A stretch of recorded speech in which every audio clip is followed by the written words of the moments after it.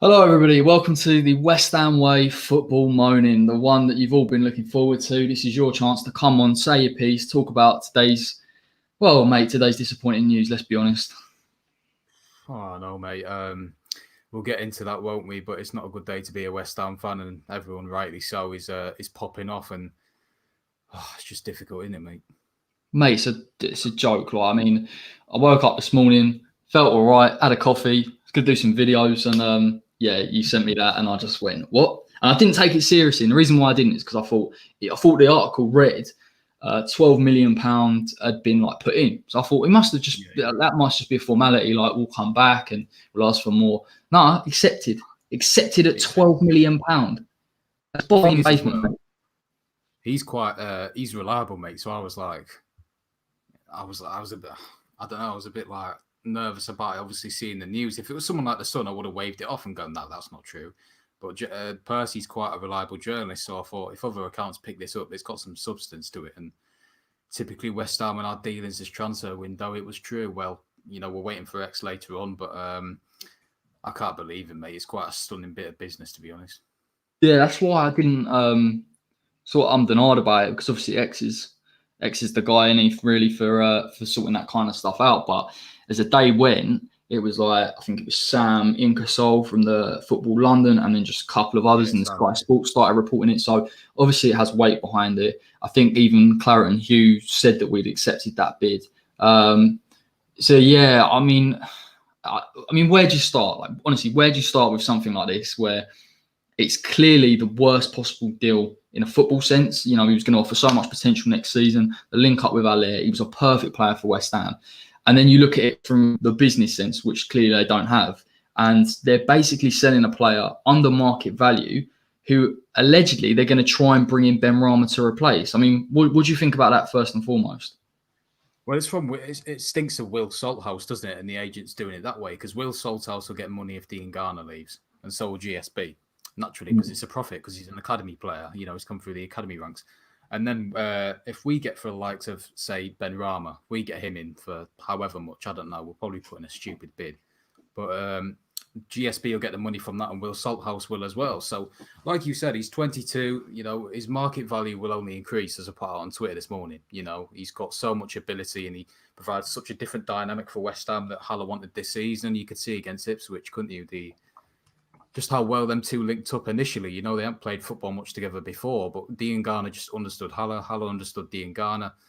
And I just, in this modern day and age, mate, when you see Forest demanding 17 for cash and, Watkins for 28 million to Villa, we should be at least holding out for 25 million pounds. But once again, you've seen it with the Hugo and the Yeti deals. You saw it coming, the fact that they lost money on them too. And then we've done the same with Diangana. 12 million is... I'm lost of words, mate. 12, that's just a nail in the coffin for me. Yeah, and I think as well, this is kind of what we spoke about before, but the fact that these decisions are being made behind the scenes, they've got nothing to do with the football side of it, and ultimately the football side of it, will fail as a result. I think that they can continue asset stripping. I understand they got away with it a little bit with Hugo and Ajeti because jury was out on them whether they were Premier League quality. Diangana's clearly proved in the Championship, can clearly step up to the Premier League. It was his time to shine. You even thought as a West Ham Academy product that he would get the time that he needed to show his clear ability. He doesn't get that. Now, here comes the big question. If they're going to go on someone like Diangana, who Moyes has actually said he wanted to build a squad around alongside Declan Rice and Ben Johnson, how long before someone like Declan Rice up for sale in a similar scenario where, say, for example, Chelsea come in with 50, 55, lowball us, and then they just bite on it? It's imminent, mate. It could happen before the end of the window. Yeah, we could accept what Chelsea have the power in that negotiation sense, don't they? They know we've got to sell. We need the money because we're skint because of COVID and all this and all these excuses. The fact that if they come in a window, if they sell Kante to Inter Milan for, 45 million euros, and they say, right, we'll offer you 50 for Declan Rice right at the end of the window when we need to sell, we'll do it. We'll do it. But I can't understand for the life of me why we've accepted 12 million for Diangana, who's one of our most prized assets. When QPR got, 20 million for Eze, who was a good player, but in a mid-table side. Diangana missed a few games, but he was the standout, along with Pereira in a promoted team, and yet we're getting 12 million for it. Yeah, we shouldn't even consider selling him at the most because obviously Moyes wants to keep him. We've read that on Twitter. We read it today. You know, Moyes wants to build a team around him, which I think we should anyway. Him and Rice, because they're two young players, they're two exciting players who would get the best out of Haller. And if you were Haller as well, you must be thinking, what's going on? Because he was starved of service last season, Haller. And now, you know, this season, Diangana would have, you know, given that to an extent. It's obviously up to other players as well, but it has a knock-on effect on the whole squad, not just like you said, not just Diangana, because Diangana probably wanted to stay and prove something for West Ham this season. Yeah, and look, for me, this is what's going to happen. You've got young, hungry players like Diangana, potentially Declan Rice, Ben Johnson. They're going to want to prove themselves, well, less so with Declan, but certainly with someone like Ben, come into the team, you know, push West Ham on, and they're looking around now and going, well, you've just sold potentially one of our better players. We're now stuck with someone like Felipe Anderson, who, you know, jury's out on his attitude, etc., etc. You know, he might come good, he might not. But if we get to October, we've lost a couple of games, we're struggling near the bottom, and you're like Declan Rice and you're looking around before the window shuts going, I don't know if this team can be bothered. That's going to have such a detrimental effect on our campaign. And ultimately, and this is what a lot of fans have said, and this is what I completely agree with, Moyes will be thrown under the bus. People said that before the window, before the Diangana situation. You know, we knew that we weren't bringing in the right targets that he wanted. The narrative's always switched up from going, I need a left back or I need certain players, to I'm happy with the squad. Now they're actually taking away from the players that he needs and that he stated are important to him. You know, again, like me and you have said, he's not our first choice. We don't necessarily think he's the best manager out there. But you don't go throwing your manager under the bus before the season starts. No, you need to back him. You know, we were impressive towards the end of last season, weren't we? The football wasn't magnificent, but we got results, and that's what he was there to do. On both occasions, he's done what he's been asked to do. So you've got to back him. And they said they were going to back him this summer. You know, the likes of Bowen and Souček as well, they were identified before he came in. So they weren't his players either. They were his choices. So you need to say, right, I've got, you know, listen to Moyes and say he's got to take that. But instead, they're selling the most prized asset who Moyes wanted to keep and probably build a team around. And let me read, let me read out these add-ons. Yeah. So it's 12 million, rising to 18, mate. So this report from the Telegraph is saying 4 million if West Brom win the Premier League 2020-21 and 2 million if they win the Champions League 2021. So that's a great deal. It's just beyond me, mate. Do you know what though? Like, I'm not laughing because, I mean, don't get me wrong, I am actually raging and I've kind of got it out of my system a little bit. But when Claret and Hugh come out and Claret and Hugh come out and was like, no, it's not 12, it's 18, and I'm like, what with those add-ons? Like, it's laughable. This bloke, you know, the way he's doing business is a joke, and I think it needs to be exposed. Like, people need to understand how, you know, dodgy these, and we saw it as well. Like, I think we've done the same with Carvalho when we tried to sign Carvalho a few seasons back. If West Ham get to the Champions League, we'll give you like 3 million quid extra. I'm like, well, we know that's not. Sporting were clever enough to know that, but West Ham aren't clever enough to know that West Brom ain't going to win the Premier League. And ultimately, mate, I've said this before, we will not go forward with them, because particularly now, in a time period where we've got a half-decent squad with decent, you know, sellable assets, they're selling them for low wages. That's why we'll never push on. And those add-ons, mate, they were a joke. I wouldn't be serious about them. No, it's an absolute joke, mate, to be fair. But no, I was actually joking about those add-ons. No, you just wound me up. Yeah. Oh, no, what? I thought you were real. No. But basically, with Moyes, it will rise to 18 million. It will. But basically, you have to back him. And I wouldn't blame him if he wanted to leave, you know, even before the season started. Because if you're not backing the manager, you know, he's done what he's been asked to do. And you turn around and sell one of his best players that he probably, you know, sees playing a fundamental part this season for West Ham. I don't know what else the bloke can do. And ultimately, as well, I feel sorry for him. Because I like him as a guy. He's not my first choice. He's not your first choice. But you need to back him. And we didn't with Slav. You know, we identified, what was it, Dendoncker and Carvalho. And the first season at London Stadium. And look at the signings we made. Zaza, Kaleri, Arbeloa, all of them, you name it. That were not proven and that were not good enough for European quality that we were going into. Yeah. So that's where it stems from. I can't believe you've done me over that. I was like, what? I actually believed it. That should tell you everything you need to know. Cool. Right. We've got someone waiting in the studio. Let's bring him on, Cad. Right. 3, 2, 1. Hello, mate. Yeah, yeah. Hello, mate. How's it going? Well, miserable. I think same as everyone at the moment. It's the atmosphere is just draining. It's Especially what can you do? Oh yeah, no. It just makes no sense. It generally it just feels like one last kind of hurrah from them to be funneling money at this point. It's just there's no other reason for it because you got to think about it. You know, Diangana's come through the academy, not cost a penny in reality. There's no reason to sell him. You know, it's saving M coin if they were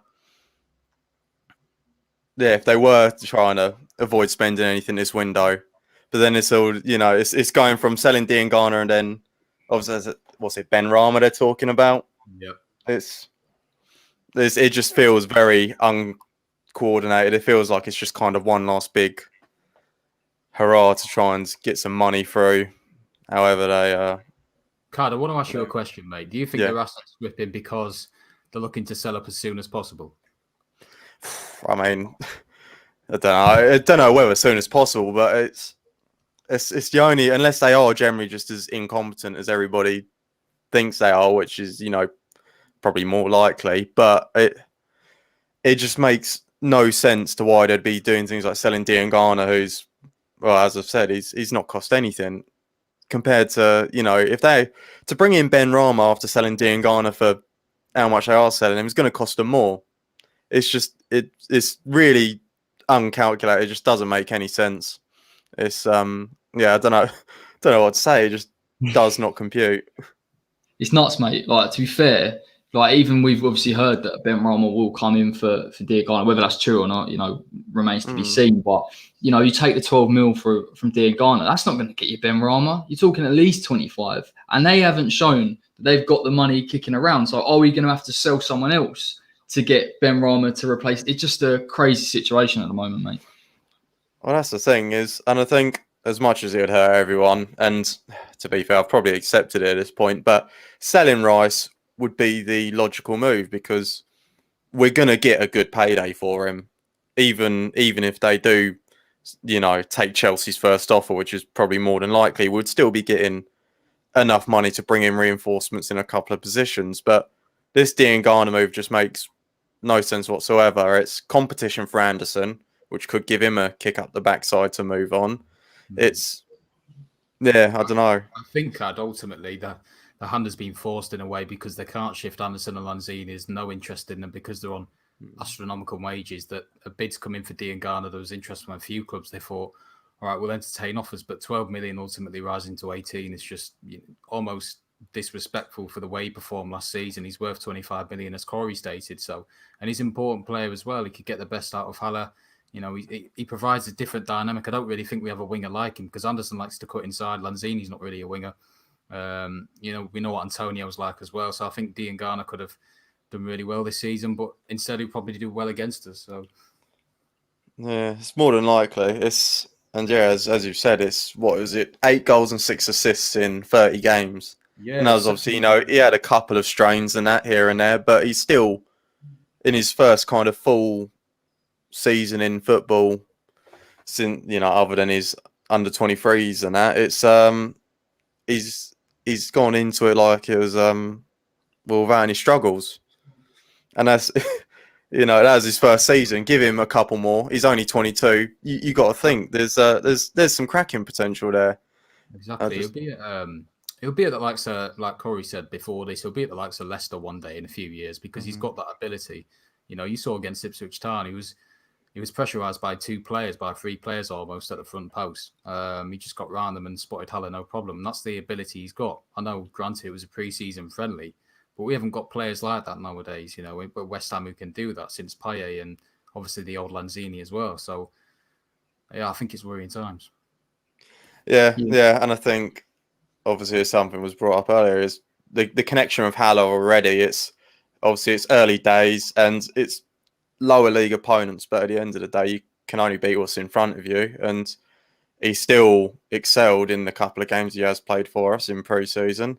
And he's brought the best out of Haller so far as well. And it's just, why would you not try and warrant the 45 mil we've spent on Haller by trying to get the best out of him? It's, at this rate, sell Diangana, Haller's going to end up having a poor season because he gets no support again. And then we end up flogging him for 15 or something stupid. That's how it's going to happen. It's almost written in the stars at this point. Yeah, I completely agree, mate. Like, even we're talking about Anderson. I mean, obviously he'll be a starter if Diangana goes. We've seen he struggled to take players on, in the past season or two, and we need him to get that form back up, and we need him to start taking on players, and that's what Diangana would have offered. And West Ham have lost something with him moving on. Yeah, I feel like Anderson's is a different story. It's because to be fair, if you look, I saw somewhere, don't know whether I'll be able to dig it out, but there was a heat map, and the amount of time he spent back just because of Cresswell and Masuaku just aren't defensively sound anymore.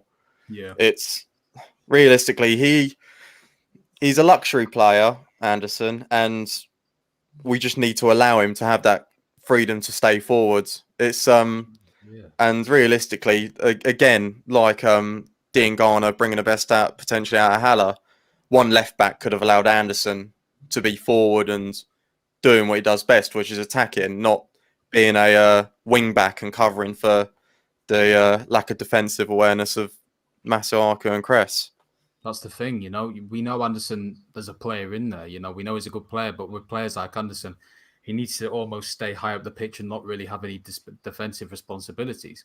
Because that heat map, I put it out, Cad, it was, it was almost shocking how much he was covering Cresswell because Cresswell's out of position. He was almost a second left back in a way. And, when you watch him in games, and like Lanzini as well, he always drops really deep to receive the ball.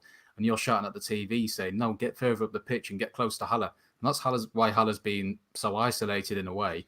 And, his body language has been, told the whole story because no one's around him. No one's within 15 yards of him. And, at Frankfurt with Haller, he had Jovic and Rebic acting as supporting players that were really close to him. And that's what got the best out of him.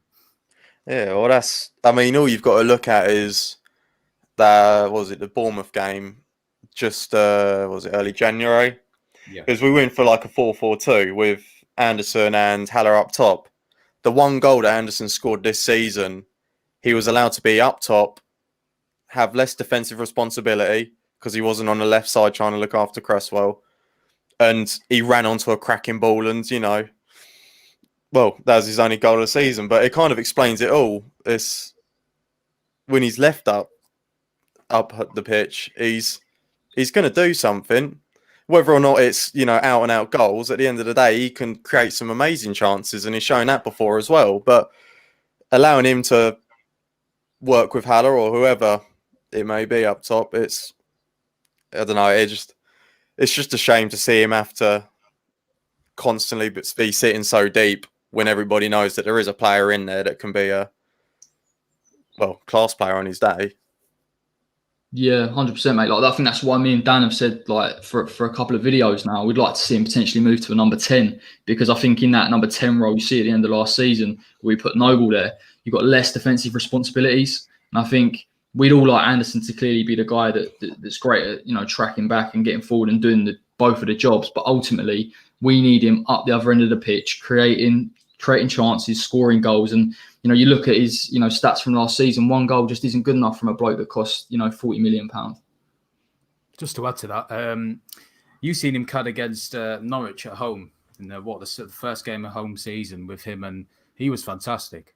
He was fantastic because he was everywhere, but he was mainly higher up the pitch where he could, have that ability to really influence the game. Granted, it was Norwich. They got relegated. They didn't have a great season, but for me, that was his best performance in a West Ham shirt because he was allowed that free roam and license to play behind the striker. But for me, with Anderson, it's largely a confidence thing for me. Some players just don't cut it in the Premier League and do in other leagues. But I think Anderson has got that ability. I just think when he gets tackled or loses a duel, I think his head almost drops straight away. And if you instill that belief in him and say that he's a world-class player like Moyes did before the Bournemouth game, you've got a real good player in there. So that's why I'd look to keep him this season. Just experiment one more time, playing behind Haller and see what he can do. Yeah, I feel like at this point it's definitely it's confidence and obviously the tactics that are Yeah. permitting him to have the best brought out. But I think, as you said, well, at the beginning of the season, obviously under Pellegrini, Pellegrini's attacking football was in full flow.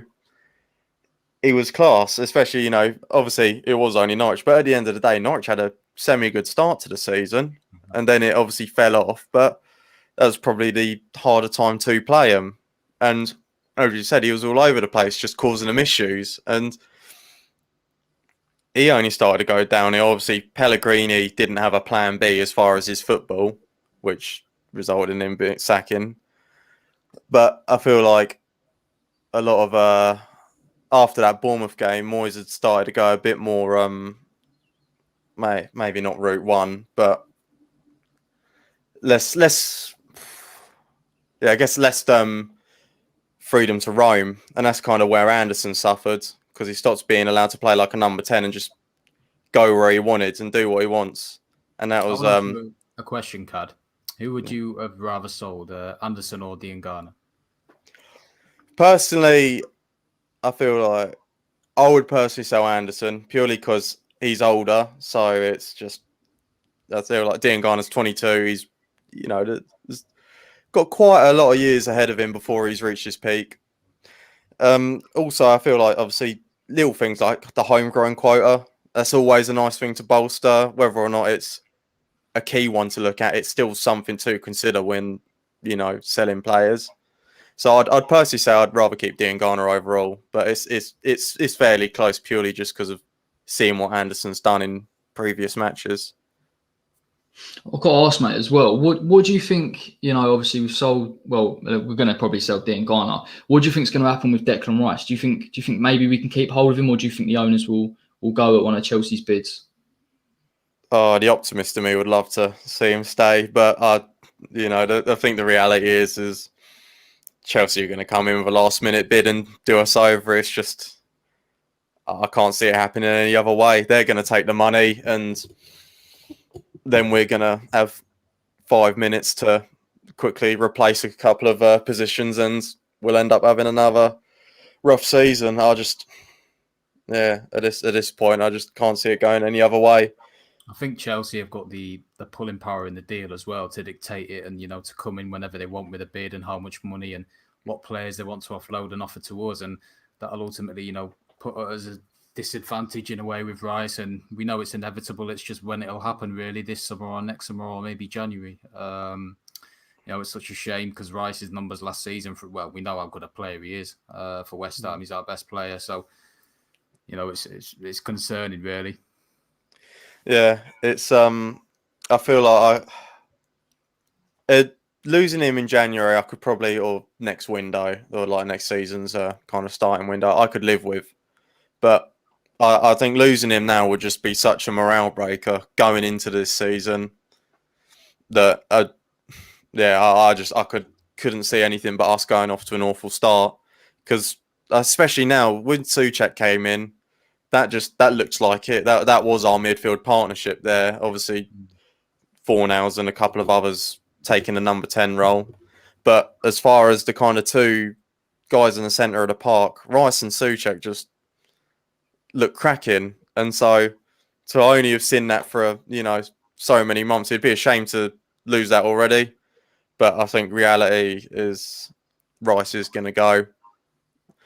Not sure about the price. I honestly wouldn't be able to say at this point. Maybe the board do for once try and negotiate a price because they know how sought after and rated Rice is. But even then, I'm not sure. That's we'll see. Yeah, we'll hope, mate. I mean, this is the issue, isn't it? Even in the market currently, we haven't moved for the areas that we need to move forward. The left back, the right back, striker options. So I like you are, I'm really concerned we'll get to the end of the window, Rice goes, and then it's just a panic buy situation. We're bringing in players that aren't right for the system, and ultimately, mate, it will affect the way we play. And we've got some tough fixtures in October. So yeah, I'm really concerned. Yeah, it's just the uncertainty around the club at the moment. It's just I don't know. It's probably just draining everyone, draining me. That's for certain. But it's even if we do keep Rice, it's still going to be, as you said, the fixtures are awful again for us at the start, and Rice can only do so much. Yeah, the thing is as well, clubs around us are being proactive. You look at Fulham with Lamina and a few other signings, Everton as well, Leeds, West Brom are being proactive, obviously with Diangana and that Huddersfield striker. So, that's really concerning, the fact that we're not doing anything and other clubs have money to spend and they're improving and we're not. I want to ask you a question as well, Cad. If you were David Moyes, looking at this, obviously you wanted to keep Diangana, what would you do if you were him? Would you walk? I mean, yeah, do you not personally, just because of, I guess, how invested I am in this due to being a hammer, I'd walk. It's got all the signs written and they're leaving him out to dry, and that's just, well, it's what the board do best, but it's just what it looks like from my point of view. This lack of signings, we're going to have poor performances. Moyes goes under scrutiny, and then suddenly the board are like, well, Moyes couldn't bring the results together, so we sacked him, and they'll just it rings a bell as well, Cad, doesn't it? Because we did that with Kerbishley. Kerbishley did well for us. We got rid of some players behind his back that he didn't know about, and he walked as well. Yeah, it's happened.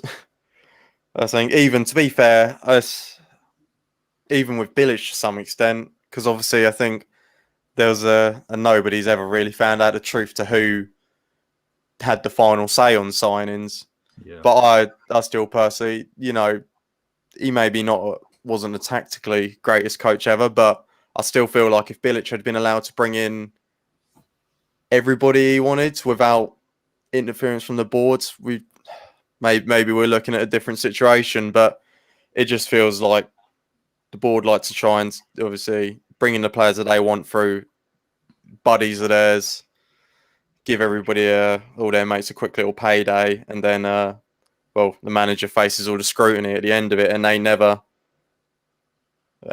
They just line their pockets. Yeah, mate, it's gutting, in it really. I don't know, that Diangana news this morning has really thrown me, to be fair. Like, I thought maybe we getting a tiny bit optimistic, maybe we could do something, but particularly with the Shane Duffy deal as well. I think that was today or yesterday. It's not looking great. Well, we agreed a deal with Duffy. Actually, we agreed to pay them £2.5 million, I think it was, or a certain fee, and then we told Brighton that actually, we wanted to pay less. So that's where Celtic ultimately came in. He's obviously a Celtic fan, but we had the deal agreed, which again shows our kind of ineptitude with negotiations at the moment, and that's why I can't really see us signing anyone. Even though we're linked with Ben Rama as well, I can't see us pulling that off. Well, yeah, I mean, as you just said, with us, agreeing a fee and then going back on it and trying to get it cheaper. Everybody saw the emails with the Carvalho saga. It was stupid, We had the kind of fee agreed, and then suddenly we're trying to offer them 500,000 installments of, stupid amounts, and it's happened so many times now. It's like a broken record. It's like Bakker as well. Remember that? We were haggling over a fee for ages with him and his agent, and ultimately Bilic, he identified then Duncan Carvalho to improve that midfield and really build on the last season at the Boleyn, and he wasn't backed. And that's where it ultimately stems from. I think you could even argue with Gomez, who was going for him before Haller, because we had the fee agreed, and then we started messing about with the installments and how many installments we were going to give. Realistically, if we had just bit the bullet and gone straight for that fee, we would have had him before. Was it Valencia that signed him? We would have had him before Valencia even had a chance to come in. Because we took so long, and obviously they were trying to count their pennies and save themselves as much money as possible.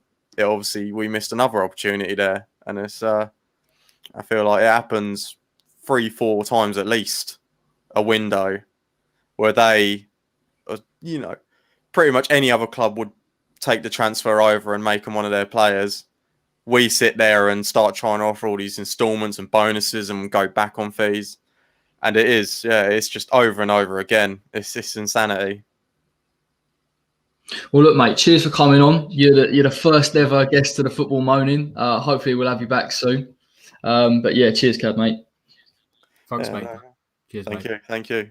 No worries. Take care, fella. Great points made. That whole negotiation element to it, he's bang on with the Gomez. Where it's, I don't know what it is. Like, I think we just agree a fee to try and sort of pull them in, and then we just start going, actually, we're going to take this away. We're going to do this instalment. And listen, it's backfired with their thing because we're skint, and all of a sudden we're trying to sell players to pay him off. So I mean, I don't know what they're running there, mate. I really don't. No, he raised some good points. Thanks for coming on again, Cad. But exactly, mate. That actually gave me a bit of nostalgia because with Gomez, I was constantly checking my phone on holiday. I was like, is this coming through? Is this coming through? Because I was really excited about the potential signing. And then obviously we looked at Haller, who I think was for choice, wasn't he? We eventually got that over the line. But, I think with the negotiations, it goes to show that we're obviously quite stubborn in our ways, being generous and we won't really, ultimately, the bottom line is we won't progress under these owners, in terms of getting the players in we want and really progressing. Look at the likes of Leicester and Southampton and Wolves, the team around us, this, similar stature clubs who have really got like an identity now because they want the players, that they're identified, they've got them in, and they're building a, really strong team around them now. Yeah, and that's something West Ham as a club have lacked for as long as I can really remember, mate. It's always kind of back and forward and different. Even really before David Gold and David Sullivan, I think we had I can't remember, it was like Eggert Magnuson, wasn't it? And he come in, and then that was a different kind of feel. And saw an interview the other day with Alessandro Diamante, and he was a player under that regime. And then we sell him for next to nothing. When they come in, so. As West Ham fans, we've been suffering from this kind of mismanagement for as long as I can remember. Yeah, mate. And the thing is as well, we've got massive potential that's still unlocked as a club, huge potential. But that ultimately will not be unlocked until those three sell the club up. Because as we've seen with the Diangana deal today, that hopefully isn't true, but I feel like it is. That we cannot progress and we cannot, continue to sell our prized assets and think we're going to stay up every season because we scraped the barrel last season. And this season, if we sell these players and get minimal resale value from them and not really replace them, that's 4 gone now, mate. And we haven't got anyone in, so the squad's just thinning as well. If we get a few injuries, if we sell Declan Rice, I really fear for our status this season in the Premier League, mate. But you're saying that, mate, we're forgetting the Chicharitos, the Perez's, the Carrolls, all of them left, last summer. This whole wage cutting business. I mean, I don't know whether it's just me, but I think last summer transfer window, we saw a couple of players go out the door. Allegedly, we were saving a lot of money. Now we're doing a similar thing. Now, this is why there are questions about asset stripping, because this whole approach to trimming the squad down, and now, particularly in this window, not spending anything, it's really starting to show their true colours. And ultimately, they've got a bit lucky over the past couple of seasons. We've managed to stay in the division. They've got their prize money. We might not be lucky this season because I don't think, particularly where we finished last season, it could happen again, mate, and we might slip into that bottom 3. Yeah, I feel like, honestly, mate, it'd be a very difficult task to stay up this season. Very difficult task. And I almost feel like we need to get relegated, go into the Championship, completely rejuvenate the squad to get to where we want to be. Because, look at Sheffield United. They came up. They didn't, have the most luxurious names in their squad, did they? But when we played them away at home, they made it really difficult. They had a manager who instilled belief in the players, like Moyes has done. And they've got some good players in as well. It's teams like that we should be head and shoulders above. But in a sense, we're not. We're even further behind than we were last season. And I fear for this season, mate, because, Leeds, West Brom, they're all improving around us. They've got, good managers. Bielsa and Bilic are good managers. I'm not saying Moyes isn't. Moyes is an okay manager. But if you ultimately don't give Moyes the backing, like Bielsa and Bilic have got, it's just throwing him under the bus. Yeah, I completely agree. I think people have brought this up quite a few times with the Sunderland example, where Sunderland kind of went through that flux of nearly going down and then just staying up. I think the more and more you rely on that pattern as a club, the more likely it will catch up with you, and it does. And I fear for this club if we ever get relegated, because from what I've seen from them so far, they're not interested in investing, they're not interested in trying to push us up that table. And if we fall down to the Championship, we lose a lot of Premier League money and things like that, and players leave. I'm really concerned with West Ham, and now we're going to try and get back, because I just can't see it happening. And yeah, mate. And the Championship, you've got to remember, it's a very difficult league to get out of. It's a very physical and intense league. You know, we struggled last season when we were in it, weren't we? You know, but we just got out of it. You know, we did it in the last minute. Mate, I'm the same as you. You know, I really fear if we go down, you know, to what we're going to do, we're going to completely have to have a different strategy. You know, rejuvenate the squad from top to bottom, and do it that way. This season, you know, we have got some good players there, but if this is just like a signal for me, you know, if you're getting rid of Diangana for peanuts almost, what's going to happen with Rice? What's the problem there? You know, are we going to accept less than what he's worth? Because then fans will just go into absolute meltdown, and rightly so. Right, mate, we've got another guest waiting in the old studio. Let's bring him in. It's Dennis. Hello, mate. How are you doing? I'm good, thanks. How are you? Good, thank you. Yeah, good. So it's been quite a day. Yeah. Quite a day. Just gonna start with paraphrasing Rafa Benitez. You know, I just want to talk about facts. They've been in charge for 10.5 years. Of those 10.5 years, they've had 9 years of Premier League money, yet we're still at a stage where we're having to find money behind the back of the sofa. We're having to sell prize assets, something that I particularly remember David Sullivan saying, with this stadium move will mean we no longer do that. Now, that in itself should be the end of discussion for anyone that is still not bored in, bored out, in my opinion, except look what they did at Birmingham when they did sell. They'll sell to whoever, and they don't care as long as they get them. As long as it's like when they officially decide they're done with it. Like they were looking to leave Birmingham for a couple of years, if you remember. They had a lot of big carry on with Steve Bruce for about 2 seasons, pretty much, even after we got them promoted. And we were warned about this. X mentions it quite a bit on his podcast. There's Knees Up Mother Brown. There was a Birmingham fan told us straight away, textbook, what's going to happen. Start talking about a huge debt, but unspecified about the amount. Go on about the previous regime being high wages. Like, you know, for example, Lundberg was on horrendous wages, but we were a Premier League club and we did have the money, we did spend it, but it's done now. Hindsight is an exact science. And then start pleading poverty, and they're starting it again.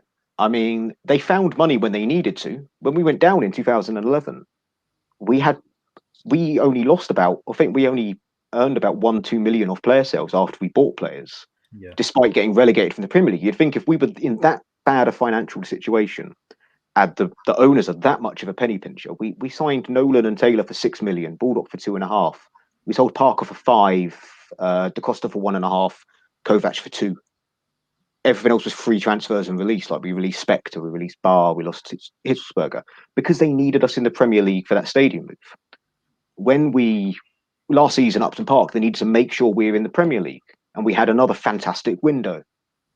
Payet, Ukbona, but then suddenly we've gone back to the poverty line. They found the money when they needed it. They found the money when arguably they needed to prove that Allardyce was the problem and not them in 2014, when they signed Sacco, Valencia, Chiate, because then they wanted the narrative. This is my opinion. It's not gospel fact, but they wanted the narrative to be it's Allardyce, and I thought that at the time. But in hindsight, it was the board.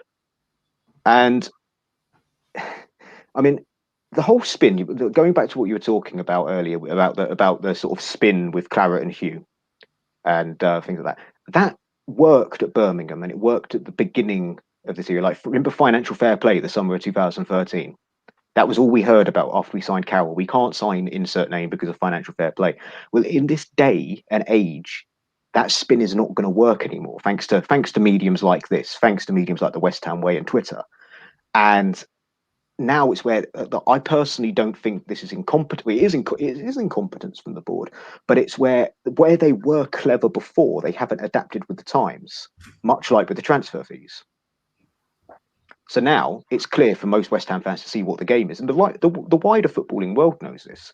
The only problem is when they say it, Sky Sports Sunday Supplement finds out, they get a legal letter. So it's kind of up to us really to do stuff. Like, I was talking with a friend of mine that was a big, very passionate Liverpool fan called John, and it's like the dying days of Hicks and Gillette, he keeps saying. And it was the fans that got rid of them. It was the spirit of Shankly. The fans ultimately was the one that drove Hicks and Gillette out. Yeah. And I'm not sit here trying to try and be Braveheart here, but ultimately we do need to do something about this. We shouldn't be taking this rubbish laying down. I mean, Diangana, I'd be lying if I said he was a world-class footballer now, but he could be. Yeah. And to push him out for 12 million, it's one of the most short-sighted transfers this board have ever done, in my honest opinion. And we've had some horrendous short-sightedness on our part. We're horrific at selling players. Yeah. I mean, you mentioned Hugill. I mean, 2.5 million up front. Also, by the way, Dan, absolutely loved the troll about the add-ons. I bought it, hook, line, and sinker. It wasn't just me. It wasn't just me. I was right, because it's quintessential Sullivan. It's the sort of add-ons he would put in. Believe it. Yeah. At the end of the day as well, with Hugill, Dennis, he scored 15 goals in the championship, which ultimately, increases his market value. And you sell him for 2.5. How much did we buy him for? 10 million, I think it was. Better yet, we bought Sam Baldock for 2.85, who had banged him in League One in 2011. Exactly. And at the end of the day, the owners over the years, like with the final season at the Bowling, Dennis, it's almost papered over the cracks. When Noble said in his interview, these people care about the club, we're progressing as a club under these owners. It's moments like that have really saved them over the years. And I think this season there'll be a massive change like the Burnley one. There'll be a repeat of that where fans... And that's another example where they found money when they needed to. I skipped over that one, so thanks for reminding me. They found money that summer because they needed to. So when they need to, and I'm not saying for 1 second that they have mountains of money they could choose to spend, but they find a way to do it. Exactly. Now, ultimately, it's much easier to sell a club in the Premier League than it is to sell it in the Championship. Yeah. I mean, I'm from Watford. Watford Football Club, when I was growing up, was for sale for so long, and every time they had to get Elton John to sort of save them when they needed financial ruin. So admittedly, that's 20 years ago, but you don't really see people buying Championship clubs. They just sort of switch owners a lot. Like Leeds, I think, have had 3 or 4 owners in the time that they've been down to coming back up. So it's in their interest to invest. This is where I don't fully understand it. And no matter what truth we're told, I mean, I remember David Gold came on the West Ham Way podcast a few years ago and really spelt out the finances, and it made perfect sense. Well, not quite perfect, but it made sense. And then suddenly the financial records are released a few months ago, and a few months later, and it just puts it all to pot. So whatever truth you're told, there's always something else, something further along down the line. There's, reports of David Sullivan using the club to pay off a tax debt that same year when we had no money. So the board can't win whatever they do, but yet they're still there. They're still. I'll ask you a question, Dennis. Yeah. Sorry, mate. No, sorry. What would you do if you were David Moyes? Because obviously he wanted to keep Diangana. He's a prize asset. He could potentially be a world-class player. He wanted to embed him in the squad. And now they've gone almost behind like a Kirbishley thing. They've gone behind his back. Yeah. So what would you do? Would you walk if you were David Moyes? Well, if I'm me, I probably wouldn't walk out on West Ham. But if I'm David Moyes, I probably would. But the problem is he'll again, like Allardyce did, or rumoured to, probably have to sign a non-disclosure agreement. So no one will know what happened. And it's one of those things where David Moyes, selfishly, will probably want to stay because he's not really getting job offers. I think he was linked with the American job. Yeah. That's about it between the 2 West Ham stints. So selfishly, he might want to stay. But ultimately, he knows, he's seen it happen before. David Moyes is a lot of things, but I don't think he's completely oblivious to what the board are like. I think he knows. That he will be the shield. He will have to take the bullets. He had to do it last time. So for that reason, I mean, if I was David Moyes, I would probably walk, but he probably won't. Yeah, I mean, this is kind of what me and Dan were discussing. I think there's a little bit of power play where David Moyes has come into the club where no other club wants him. So he's almost grateful for being at West Ham. He's shown himself. He's done okay. Given the squad. But But ultimately, the board are now using that against him, and it's kind of a bit of a standoff because they know that he's in that position where other clubs don't want him. If we had a real top draw manager that other clubs were after, he would just walk. You know, I think I was talking to All Leeds TV. They were saying about Bielsa. I think Bielsa had a job at Lazio, walked out after a day because the owners didn't do what they said they were going to do. So if we had a different manager who was had a different status, I think he would walk. But unfortunately, I think because of where we're at, I think he will stay. And that's exactly why we don't have the manager of that caliber. That's exactly why. Because Pellegrini would probably walk. I mean, I'm not, and again, not saying he's not without fault. Pellegrini, he, like you said, he had no plan B, but Pellegrini probably would have told him to sling the hook. Bilic maybe as well, for example, maybe even Allardyce. But Moyes, they have him in it. It's kind of harsh to say, but yes, they do sort of have him wrapped around the finger a little bit there. But there has to come a time where he has to realise is my what reputation he does have, because quite a few people were saying what a good job he did towards the end of this season, and he kept us up, rightfully so. But what reputation he has got, is it going to sustain what's going to happen after 8 games when we potentially have 1 point? Yeah, I think you've got to give him the thing is what's baffling for me, obviously the news came out this morning, but like you said, Dennis, you touched on it, you know, it was done what was asked of him, you know, the last 2 times he's been here. And I know we're a club with unlocked potential. We could easily be mid-table like we were under Bilic. Why aren't they backing him? You know, because there clearly is funds there. Like you said, they can clearly find money from somewhere. So why aren't they backing him? I think it is. I think with what's all the horrible stuff that's going on in the world with COVID, I think this is the perfect excuse for them completely not to really ham up just how bad the financial situation is. In my honest opinion, I'm not saying this is matter of fact. I don't have any insider sources. I'm not claiming to be any kind of informant. But I and it wouldn't surprise me if they were thinking sale a couple of years down the line. There's this long rumored agreement that they can't sell until 2023, I think it is, or is it 2022? Maybe they're thinking that further down the line. I mean, it's still a good few years away and a lot of damage can be done. Like you said, if we go down, my God, I mean, there was a great, absolutely fantastic question. And if the person that asked this question is watching, like, kudos to you for asking this to the podcast last week, which was, would you rather championship at Upton Park or struggling at the London Stadium? And I would say, and I've said this to all my friends, championship at Upton Park, because when we were at Upton Park with that stadium, I did not care if we were in the championship. Okay, of course I cared, but in the championship, you still had those good nights, you still had those great performances. Whereas at the stadium, you are taken completely away from the atmosphere and everything that is West Ham. And therefore, in those 3 years that we've got until a potential sale, if we go down, we are in a very big hole, in my honest opinion. And then again, with whoever buys us, I mean, I think the only people that would meet their £800 million valuation is probably Red Bull. And let's be honest, lads, do we really want to be RB London in a white kit with Red Bull wings? I don't. If I'm honest, I really don't. But that might be the option we're facing if we do go down and stay down. But I think this is the key thing here. You know, they're coming out, like you rightly said. You know, a couple of years ago they were able to explain it away, and we sort of just went, okay, that does kind of make sense financially. But at the end of the day, they took us away from Upton Park. They brought us to this stadium. They promised world-class team, world-class stadium, all these things. And now what they want is a little bit of understanding from the fans with the finances. You don't get that when you make false promises, and ultimately it's going to come back to bite them. Yeah, it's boy that cried wolf, and that's what this is. I mean.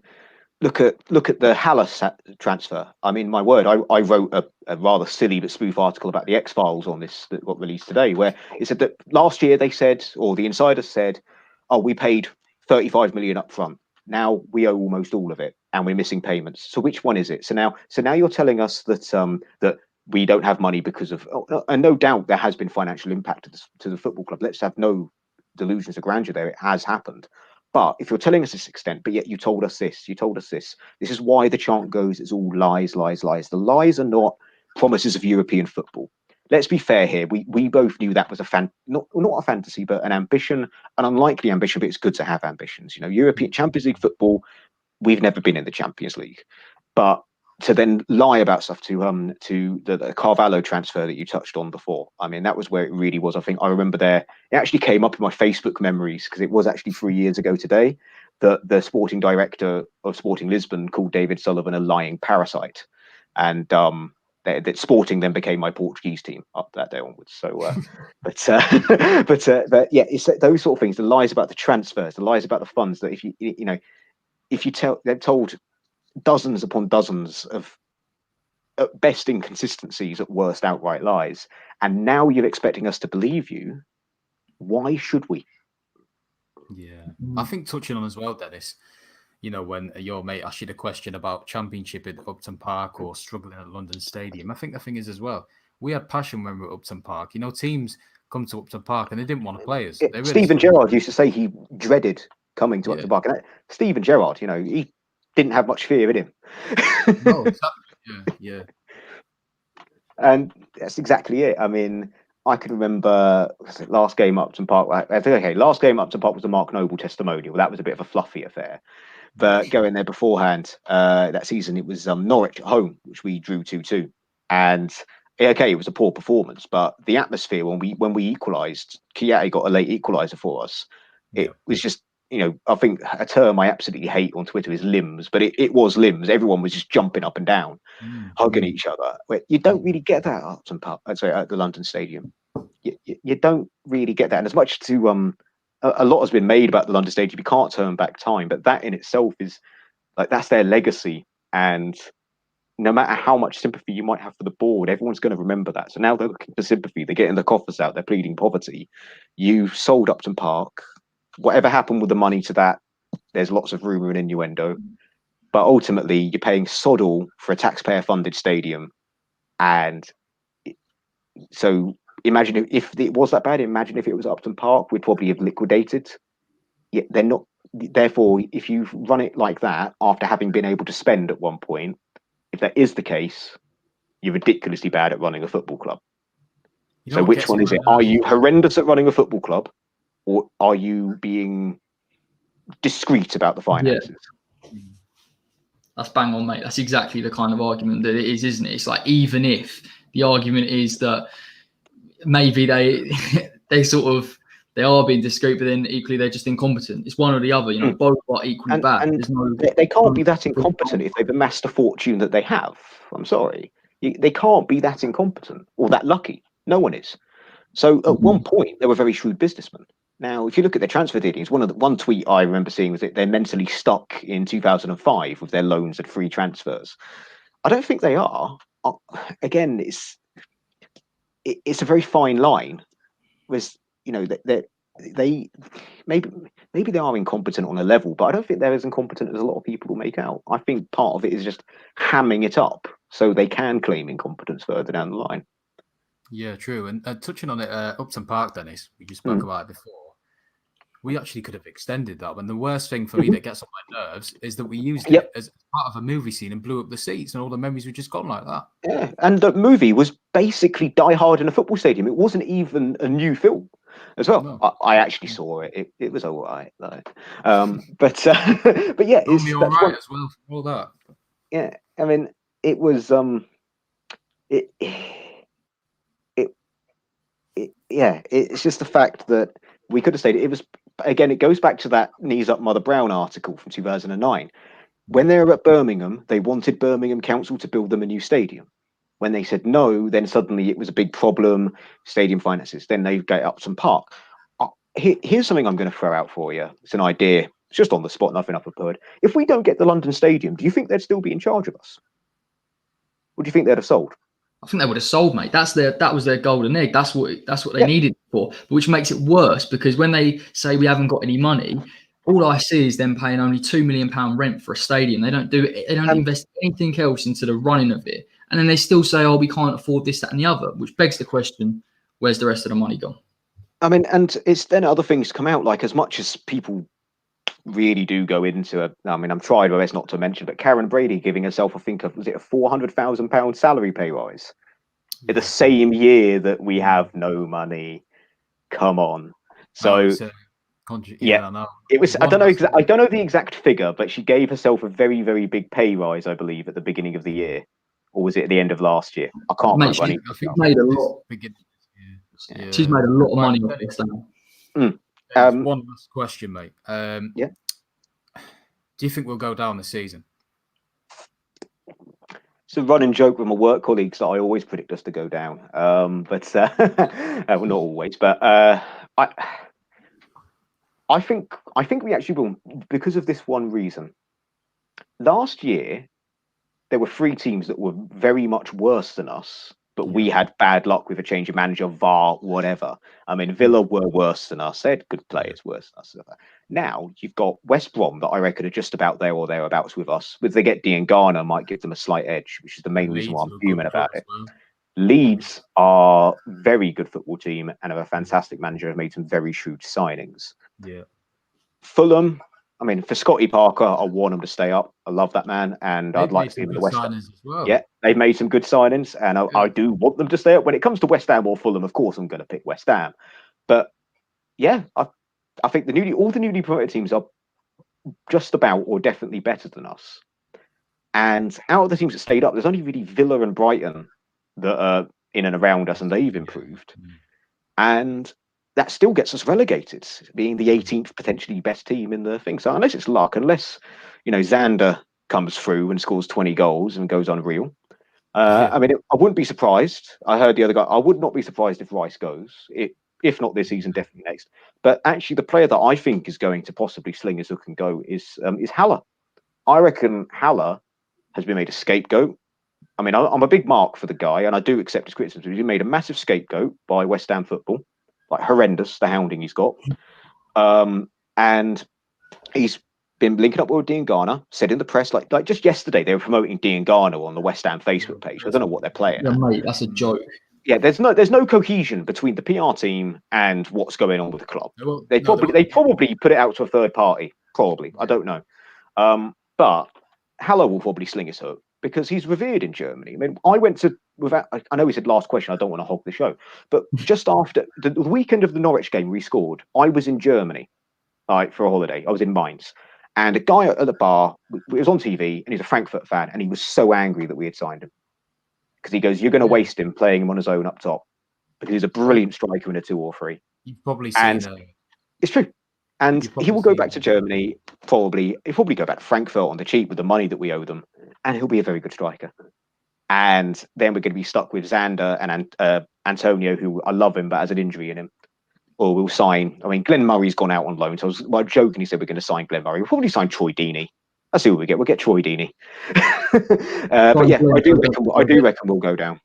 I think Xander's going on loan, but touching on Haller, Dennis, I'm sure you saw the thread I did a few months ago on Haller and not getting the service because in Frankfurt, Jovic and Rebic are obviously really close to him. Last season, he was isolated, and if you sign a player, he's one of the best strikers we've had since Dean Ashton. Technically, he scored the goals he scored last season. But what it is, sorry, it's square peg in a round hole. We were caught in a jab because Pellegrini wanted Gomez and Rondon. Then third choice, as you said, was Haller, and we signed him. Good player. We looked at him and said, good player. Look at the scores, the goals. They probably only looked him up on YouTube or FIFA or something. And the goals were not there because no support. And he can't play on a one up top. When he played up top with Antonio, and it's one of the things I mentioned in my grade report and my season review, is that both the Southampton games where they played as a 2 and then as a 3 with Bowen, he was electric, absolutely electric. Scored in both games. But that's where the answer is. And him with Grady and Bowen would have been great. But now you've only got Bowen, and we're now going to have to rely on Anderson's form, which, as we know, is not as reliable as we once thought it was. When he's on form, great. When he's off form, forget about it. Completely agree, mate. Thank you for coming on, Dennis. No worries, mate. No worries. Pleasure. Thanks for having me, and I hope I didn't take up too much time. No, of course. No worries, mate. Thank you. See you in a bit. Take care, fella. See you later. Bye. Bang on, mate. Both our guests have been bang on tonight. Yeah, both great points, mate. Danny spoke really well then, and he's bang on about Haller as well. For me, he's our saving grace this season. If we have got any hope of surviving, I think Grady would have got the best out of Haller. You can't really rely on Anderson because he's very inconsistent. So yeah, mate. No, he raised some great points, and he was a good guest to have on. The Allaire thing's such a contentious point in it because people are quite split on him, aren't they? They're quite he doesn't do the Antonio Arnautovic type role where he's harrying down players, but people believe that he needs the players around him. And, we've seen in this pre-season, particularly against Ipswich, and I know you can't take too much from these friendly games, but when he's got your Yarmolenko's, your Lanzini very, very close to him, he can be clinical. He really, really can. So I don't think it helps losing Diangana. I think that really hurts his form for this season, to be honest. And, like Dennis alluded to with someone like Felipe Anderson, if he can't get his form right, mate, Aller's going to struggle. Like we said, mate, with Anderson, it's his confidence more than anything else. Once he loses that first duel of the game, he's gone after that. He's completely, he just goes from the game. But if he wins that duel, he's electric. And like Dennis touched on, you need, Haller does not suit that play up top on his own system. He doesn't, because he wasn't used to that at Frankfurt, mate. You need to get players around him and play him in a system that he's comfortable in. And Diangana could have provided that, because he could have acted like Jovic at Frankfurt, where he was quite versatile. He played in and around Haller, and that's what Haller needs. Yeah, exactly. It's not, I wouldn't say it's not rocket science, but I think if you watch football, you understand, particularly at Frankfurt, where he's got, Rebic and Jovic next to him. He's a different type of player. His link up, and I think from what we saw against Brentford, see him coming a little bit deeper, trying to link the play, trying to make things happen. I think that's massively encouraging for someone like Haller. He's showing that he does want to kind of change his game, but at the same time, when you buy a player for 40 mil, 45 mil, you kind of want to be working to his strengths. You don't want to be taken away from what he offers. Yeah, I think people expect him as well to, come up with his own chances, but he needs, like every striker, he needs, the players around him to do that for him. But, them goals he scored, like the acrobatics against Watford and Bournemouth, that's not just, he means that. Do you know what I mean? Technically, he's very, very good. For me, he's one of the best we've had in recent years anyway. So we need to utilise that. But, he must be thinking with the likes of Diangana going, what am I doing here? 100%, mate. It will rumble on. Should we go to our prepared debate questions for people to join in with? So we've done the 3. I forgot about them, really, but time flies. Let's start with, obviously, the sort of news from the club is, if we have to sell to buy, who goes? We put a poll out on social media. These were the 4 players. And to be honest, mate, look at it now with someone like Anderson. Can we even afford to let him go? Exactly, mate. That's the question. For me, I wouldn't even let Lanzini go because it's options. Mm-hmm. And, if Anderson or Antonio get injured, you're just left with Lanzini. Or, if Lanzini goes, you're not left with many. And I know Arthur's there. Arthur could play in the left wing role. For me, he's not a left back. He never has been. He's very good going forward, but he needs to improve his final, his end product. So I don't know, mate. Out of them, it's a difficult one. I'd probably immediately say Balbuena. Because I don't think he's got a future. I don't think Moyes fancies him. But, with Lanzini as well at the same time, Moyes really liked him when he first came to West Ham. Moyes got a tune out of Lanzini. Everton, last game of the season at home, Lanzini scored 2 goals. He was instrumental. But this season, it's just not been the same. What do you think, mate, anyway? It's a tricky one, mate. This Diangana thing throws a little bit of the spanner in the works. I mean, you look at them players there, I'd argue that you'd get the most from Anderson. And arguably Anderson is, it's kind of up. They're all a little bit inconsistent. They've all got, lapses in play and things that we could point out as negatives. But I don't even think we can afford to sell the likes of Anderson and Lanzini now. I think on a point on Lanzini is when we've seen him in the pre-season games, he plays with a little bit of zip. He looks like he's trying to link up play a little bit more. He's got a bit more energy, and maybe not. If we're not going to bring anyone in, and he can regain some kind of form, Lanzini is a good player. If you can keep him in that final third or give him that number 10 role, I think he will start to create. But when you look at it there, I'd probably say Balbuena, just because he's the one I look at. I don't think he adds too much to the team, but then equally, we've only got 2 senior centre-backs if we sell him. So it's a tricky one, mate. Yeah, I didn't think we anticipated Balbuena to be as good as he was, when he first came in, mate, because I think he was what, £5 million or something on the cheap. Yeah. We expect him to be back up, but he actually really impressed. He formed a good partnership with Diop when Angelo was injured, or even, forced Angelo out of the team. Yeah, mate, it's a difficult one. Balbuena for me, but, you'd also look at either Lanzini or Masuaku and think, can we get a bit of money for these 2? Because, Masuaku's had actually really good start to the season last season, but he got sent off against Villa and then it went downhill from there. Obviously, it wasn't a sending off. Lanzini he's been injured for a while. I know there was the Saudi interest in him allegedly, but apparently X shut it down. But if we can generate interest like that, and maybe even get a team to overpay for Lanzini, you defo look at him and think maybe your time's up at West Ham. Yeah, Hunt, mate, I completely agree with you. I think I've said this before, I think if we can get 10 to 12 million for him, that would be a good deal. But equally, if you've got the likes of Saudi clubs looking at him, potentially offering 16 million upwards, I'd snap their hand off, because I think we've spoke about it at length. We need some backup in the striker position. We definitely need a new left back, and we've spoken about Rigo Henry. If we could sell him and bring in a player in an area that we need, I think that'd be a nice little deal for West Ham. Yeah, completely, mate. I mean, let's get up the Anderson stats. When you sent these to me, I was a little bit. It just reminded me of how poor he's kind of been last season. I mean, 1 goal and 4 assists from a £40 million man. Yeah. It's not good enough, mate. No, it simply isn't, is it? I think his 18-19 numbers were a lot better than that.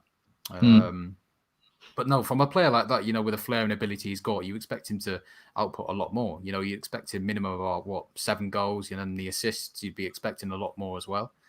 And it was a shame because obviously when Diangana come back, you look at his numbers and think they blow Anderson's out of the water. You're expecting Anderson to be on the bench maybe, but now that Diangana's potentially going, we're going to have to rely on this man again for a source of output.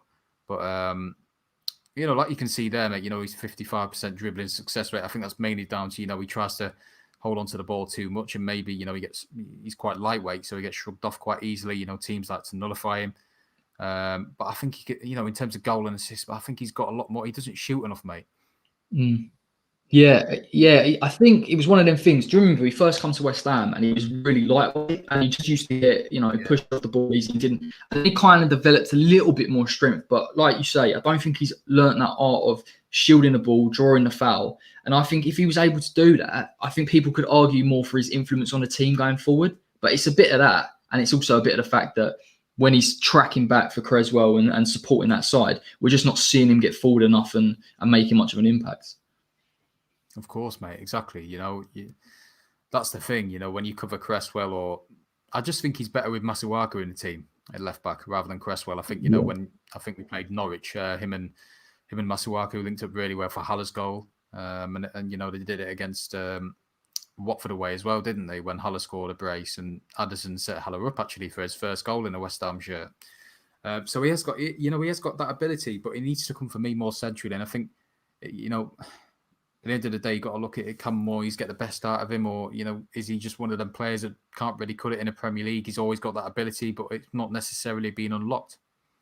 Yeah, no, I'm going to just pull up Grady's stats from our stat stream. Not when you look at the dribbling success rate and you look at the progressive runs, they're not too far off each other. And given that Anderson played 5 games left, you could argue that that's impressive. But where you're seeing the major differences between the goals and the assists, Grady's clearly more clinical when he gets in those positions. He's either finishing or he's making chances. Exactly, and that's Grady's first full season, like Dennis touched on in football, isn't it? Really, and the fact that he's provided 8 goals and 6 assists goes to show what a fantastic player he can be. I think he's more decisive as well, mate. In the final third, he knows what he's going to do more. Anderson, likes to pass the ball, be a bit intricate, almost like a Barcelona. But with West Ham, you just got to be very decisive, which what Grady obviously could have bought, and then you look at the 2.4 dribbles per 90, obviously the most ahead of like Pereira and Phillips, which is obviously very impressive because that's his prime asset, isn't it? His dribbling ability, as we saw against Ipswich. Yeah, exactly, mate. It's such a shame he's leaving, especially when you see these stats and you see the potential that he's got and how much he could offer. Now, the second question, this is probably the most contentious in here.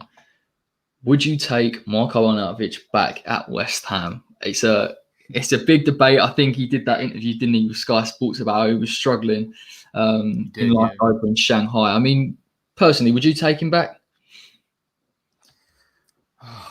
Putting me on the spot, mate. I think. Shall I bring the stats up? Yeah, bring the stats up. Yeah. Let's have a look. 17-18. It's not a bad return for his first season at the club. No, it's not. And guess who got a tune out of him? Moyes. Yeah. That's the argument, isn't it? It's how I think the common thing that people, yes, they understand he disrespected the club. There was a lack of loyalty. I think that does come with the territory with Arnautovic. But people look at it and think, if you could get Arnie and Allaire in the same team, and obviously Dennis spoke about having 2 players up front when you're playing with Allaire, and someone like Arnautovic that makes the runs in behind, that harries defences, it would be, on paper, a very good partnership. Yeah, the thing is with Arnie, we miss his explosiveness, the ability for him to just win games on his own, which Haller lacks in a sense. If you put them 2 up top together, Arnie getting in behind, I think it's a good partnership, mate, like you said. And I think at the end of the day with Arnie, we miss his attitude and kind of arrogance in games. We need that kind of player at West Ham, that can pull on a shirt and gives a bit. Ultimately, he disrespected the club completely. He went against us. He left in a bad fashion. But at the moment, if it means Premier League safety or relegation, you take him. I think you offer him a 1-year deal, mate. On obviously his wages will be the stumbling block, though. I think. Yeah, they're going to be absolute astronomical. I think you're bang on, mate. I think me and you discussed this before, where I was like, would you take him? I was like, I'd take him on a loan. I would take him on a loan for this season. I'll be honest, it's to an extent, it's risk-free. I think Arnautovic doesn't pick up too many injuries. I consider him still around his peak. And, as we've discussed, what he offers to the team. And I also think, in a way, he's a bit of a leader. I know you can't look up to him, especially with some of his morals. But on the pitch, he harries, he's strong, he's everything that you want in that attack beside Allaire. And I mean, I'm just going to pull up his stats from the 18-19 season, albeit a few more games. But he's actually improved: 11 goals, 6 assists. For me, he actually got better in a side that were a little bit more creative. And I think with a Jared Bowen potentially, Arnautovic would thrive. Yeah, completely, mate. I agree with you. What was it under Pellegrini in that season? He scored against United, didn't he? He scored against and he set up Hernandez's goal against Chelsea. He was performing against the big teams. He was getting, and he was a real good player. That was when he was in his peak for me. I think he still is now, like you said. I still think he could offer us something. But like I said, it was just almost explosive nature in a way to win games on his own, create his own chances, go on marauding runs. You saw against Chelsea as well, where he should have won a penalty. Well, I don't know if it was a penalty or not, but he started from his own half. And I really liked him as a player, and I think he can still offer us something. Whether Moyes will take him back, I'm not sure. Whether the club will take him back, that's the ultimate question. But I feel like a loan, like you said, would be a good move. Because ultimately, money talks in football nowadays, and we don't know the full story of how he left and what manner he left in. Obviously, to come towards, he left in a bad manner. They didn't like him when he scored against them, obviously. But it's an interesting one, mate. He did improve that season. He still missed 8 big chances, but I think it was ultimately Moyes who converted him from a winger to a striker, and he had them attributes to really flourish in that role.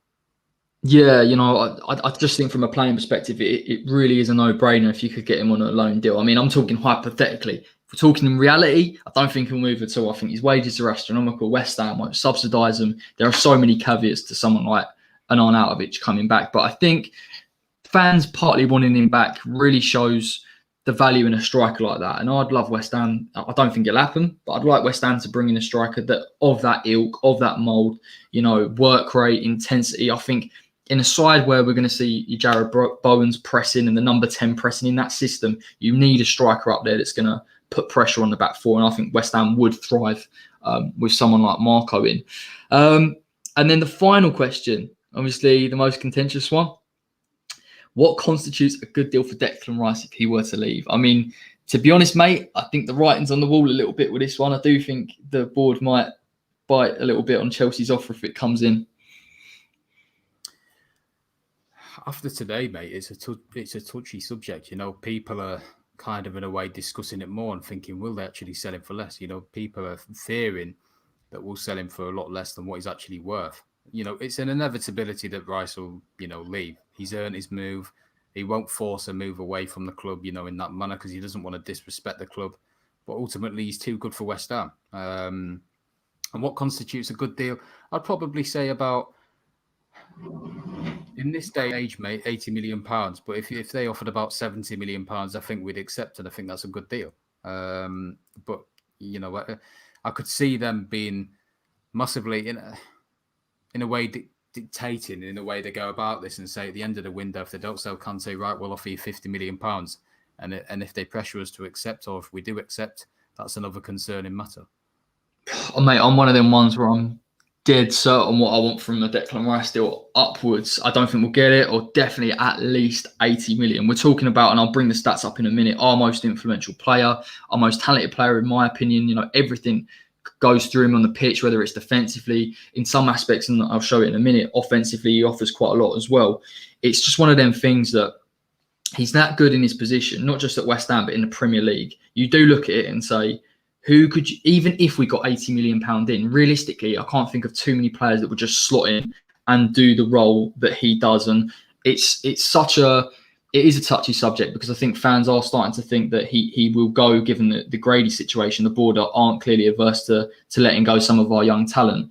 Now, it's a question with Chelsea whether, I mean, me and you've discussed this about trying to get players from Chelsea, and we've sat there and said, realistically, it's Tomori, Barkley, or Batshuayi. Batshuayi historically hasn't wanted to come to the club, and I personally wouldn't want him or his attitude at the club.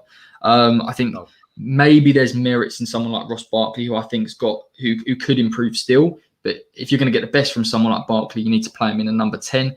Tomori would suit the centre back position, would give us strength in depth, but ultimately, it just feels like there's no deal that's perfect for us. We are going to lose out in some aspect. Exactly, mate. And like you touched on, in a way, he's irreplaceable, you know, for West Ham. If we got £80 million, it's what? You could get 5 decent players with that, but ultimately, look at them stats there. Crazy, mate. Absolutely. There's no better all-round midfielder at the moment that we could get in Europe, in my opinion. Of course, you know, the people will have different opinions.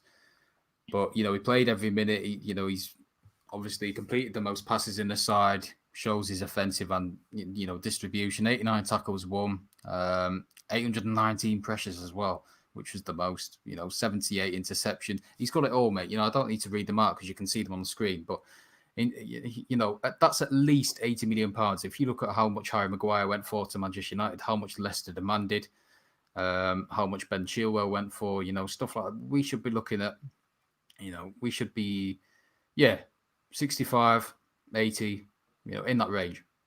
Yeah, and also interesting stat was, I think he played the 5th joint most minutes in the Premier League. Like, obviously with players that played every game, because obviously he's played 38. I mean, that's a crazy stat. I mean, if you're losing him as well, you're not going to get a player that plays every game of this season. You know, injuries are part and parcel of football. Declan Rice is an exception where he obviously keeps himself in good nick.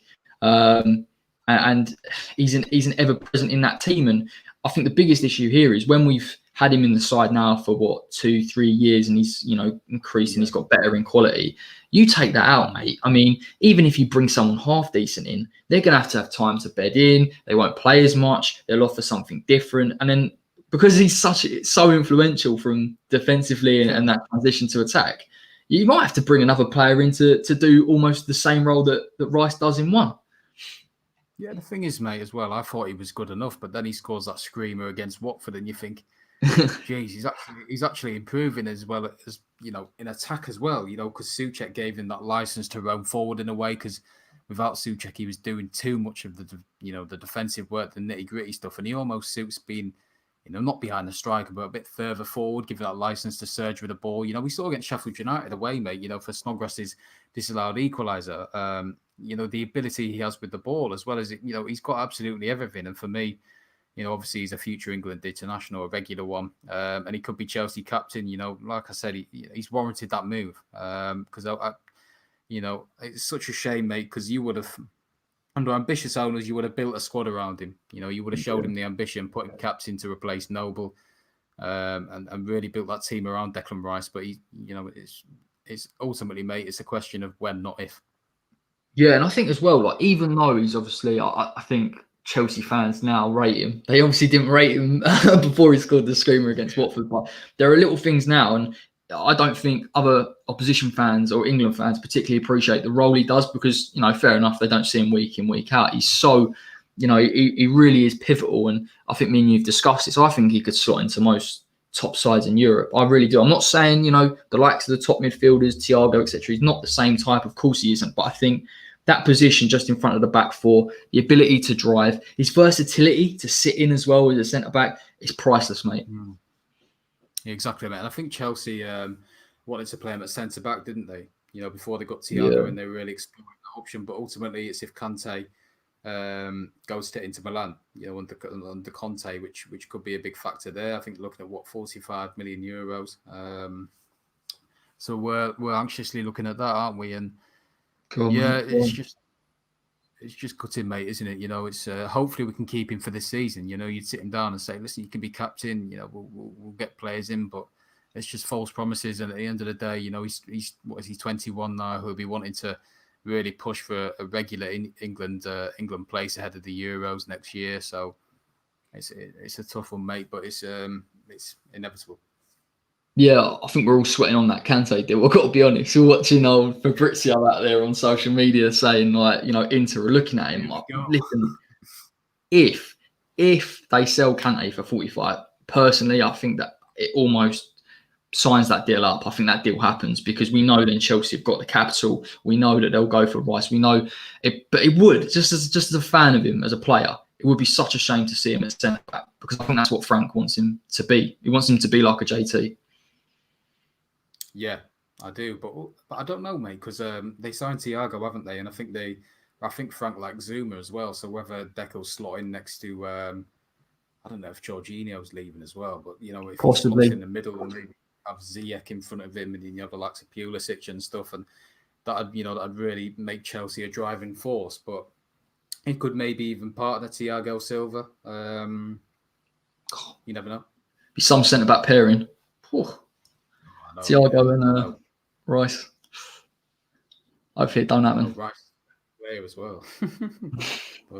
Brilliant, mate. We've done it. The first Football Moan In. We'll be here pretty much every week, you know, give or take. It's been an absolute pleasure, mate. And thanks to Dennis and to Cad for coming on as well. It's great to hear all your thoughts and opinions. Obviously, it's going to be a regular thing. So whenever you want to come on, you're free to say whatever you want to say. You know, there's no censorship here. And you can have as long as you want. Yeah, of course. It's a pleasure, mate. Really enjoyed it once again. Thanks for the two for coming on. And of course, like Corey said, you know, same time next week. So get your voices heard, especially after today. You know, there's many disappointed West Ham fans. So we're all in it together. You know, come on, have your say. And me and Corey will get you on when we can. Yeah, I'm also buzzing you've managed to sort out that clock problem you had from Saturday, mate. Yeah, I hope the viewers are actually glad about that, because I watched after and it was like it was on the wrong time, and I thought, oh no, you know, it's a bit of a mare that I had, but no, thank you for whoever pointed that out. Sweet as. All right, you lot. Until next time, take care. See you later.